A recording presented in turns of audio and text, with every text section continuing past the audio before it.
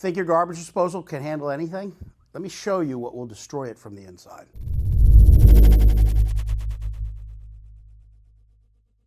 Listen, garbage disposals are not wood chippers. If they were, they would have used the garbage disposal in the scene from Fargo. Garbage disposals are an amazing convenience we have in our home. They help us dispose of some things that can go down the drain, but have to be changed into a different form. They are not to take things that shouldn't go down the drain and put them into a state that will go down the drain. Even if it can go down the drain, the reality is there's things within those items cause havoc to your system, your garbage disposal in particular, first and foremost, your plumbing and plumbing downstream, which is, the cities, the water treatment plants and things like that. So, couple of do's.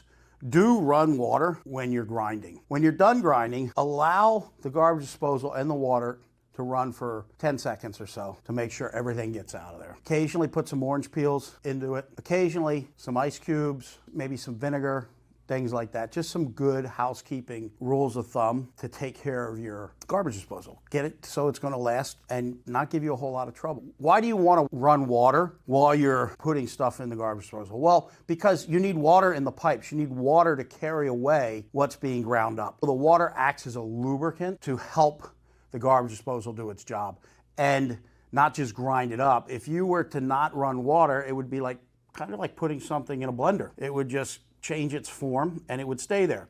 The water helps it to run away. Orange peels, ice, those things are just a way to maintain clean and keep fresh the garbage disposal. And vinegar is a really powerful cleaner. So, you don't want to be putting chemicals and things like that. So that's just some good ways to keep your garbage disposal operating at its top, keeping it fresh and clean. And keep the water running after you're done with the garbage disposal. After everything's ground up, let it run for about 10 seconds. Let the water run to get any little remaining fragments and things like that out of there. Now, what you don't want to do, you do not want to put things in that garbage disposal that were not meant to be in that garbage disposal. Well, how do you know what was meant to be in a garbage disposal or not in a garbage disposal?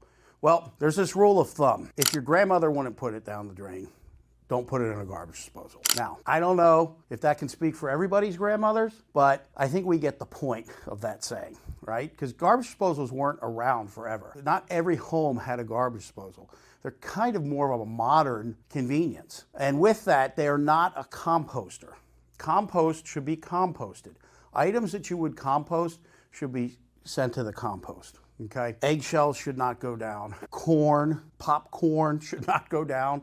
Now, you might be saying, why would somebody put popcorn in a garbage disposal? I ask the same question when we get those calls, but we do get them. And keep in mind, a lot of times, not everything that gets in a garbage disposal that causes problems was meant to get there. The individual did not intend for them to get there. But they missed one of the major elements that every garbage disposal should have, and that is a basket strainer that goes in the drain to make sure nothing falls down in there. And if you're not keeping that in there when you're not in use, something could roll in your drain, fall in there, whatever, and get in there. You don't even know it.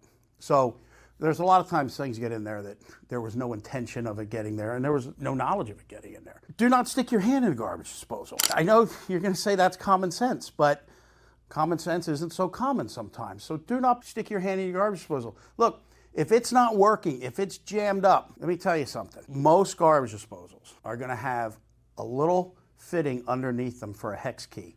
You stick that hex key in there and you can manually turn the internal pieces of the garbage disposal, right? And by turning them, you can oftentimes free whatever is jammed up and causing that not to rotate. Now, if there's no power to it, one, put that hex key in there, make sure that it's spinning freely. If it's not, unjam it. And then if there's still no power to it, a lot of times underneath, sometimes in the front or on the sides, but mostly underneath, there's gonna be a button, usually a red button. That's a reset. It has an internal overload protector breaker, so to speak, that will trip and you can reset it. If your power is good, fantastic. If not, give anybody a call, ideally somebody that's trained to work on garbage disposals, let them get it taken care of. But be very careful what you put in the garbage disposal. Fats, oils, and grease, otherwise known as fogs, keep them out of your garbage disposal. A lot of times people think that the grease from cooking a nice fatty steak or something like that, or breakfast, bacon at breakfast, is what we're talking about. And yes, we are. But think cheese, right? Yeah, cheese. Cheese falls under fats, oils, or grease. That will get in there nasty. Don't put it in there, all right? So keep in mind, your garbage disposal is not a composter. Your garbage disposal is not a miracle grinder. It's not a wood chipper or a food chipper, right? The things that you should put in there are things that just need a little help breaking down, but can safely go down the drain.